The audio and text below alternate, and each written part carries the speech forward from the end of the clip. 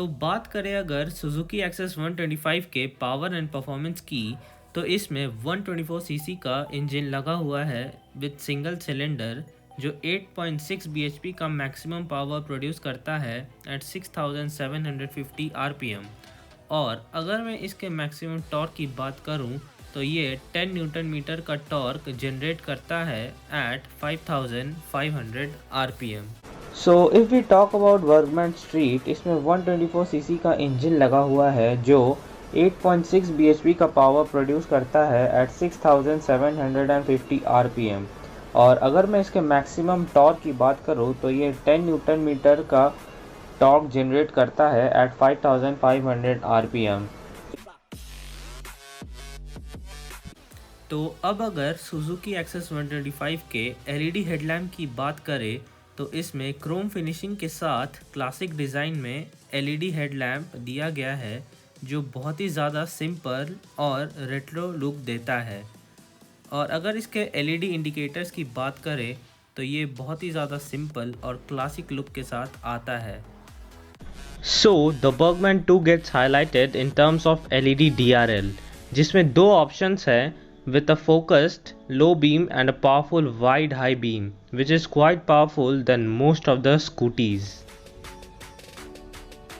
तो अब अगर इसके फ्रंट व्हील की बात करें, तो इसमें 12 इंचेस का फ्रंट व्हील दिया गया है जो 304.8 मिलीमीटर का है, और इसके रियर में 10 इंचेस का व्हील दिया गया है जो 254 मिलीमीटर का है।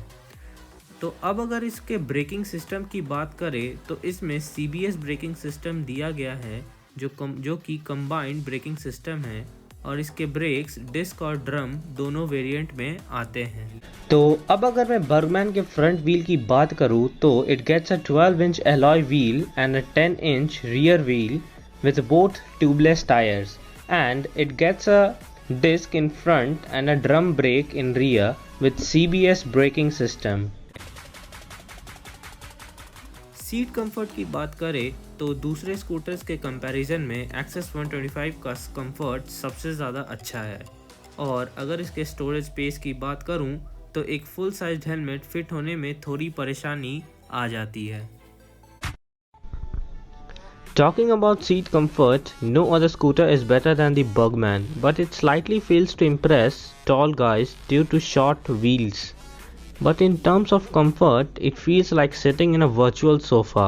बर्गमैन में स्टोरेज की कोई भी कमी नहीं है, एक फुल साइज्ड हेलमेट आराम से फिट हो सकता है, and it too gets some storage down the console where you get a mobile charging slot. और चाहो तो तुम वहाँ पे कुछ एडिशनल पेपर्स भी रख सकते हो, क्योंकि स्पेस की तो बर्गमैन में कमी है नहीं। एक्सेस 125 में सस्पेंशंस की बात करूं, तो इसका फ्रंट सस्पेंशन टेलीस्कोपिक है, और अगर मैं इसके रियर सस्पेंशन की बात करूं, तो इसका रियर सस्पेंशन स्विंग आर्म है।